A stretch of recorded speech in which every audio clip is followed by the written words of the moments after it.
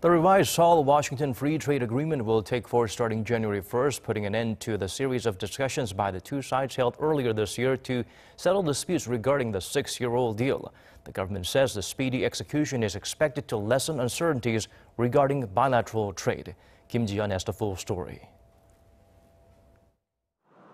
The Ministry of Trade, Industry and Energy said Monday the U.S. and South Korea are to exchange written statements, confirming they've completed the legal and procedural requirements for the revised FTA to take effect.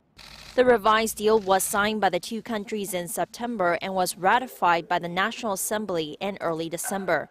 Under the revised deal, the two countries agreed that entities will be prevented from filing petitions in multiple jurisdictions under the investor-state dispute settlement provisions, and lawsuits that are filed without substantial evidence are to be promptly dismissed. Also, the two sides have agreed to notify each other in advance if they decide to impose tariffs and to reveal how the rates were calculated and determined.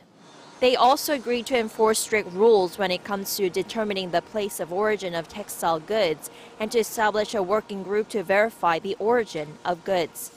The two sides also agreed to further discuss recognizing Korea's premium pricing policy for global innovative drugs, in which domestic drug developers can qualify for a 10% price premium on newly developed medicines.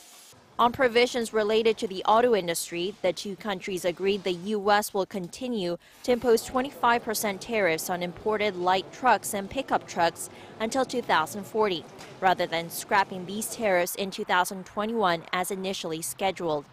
Considering the imposition of auto safety regulations, South Korea is to double the number of U.S. car imports up to 50,000 vehicles that it will acknowledge as passing safety regulations equivalent to that of Korea's. Regarding car emission standards, the two sides agreed to recognize the Global Eco-Innovation Credit, which refers to any technology new to the auto market that contributes to significant CO2 savings and takes into account American emissions when setting domestic standards. Kim Ji-yeon, Arirang News.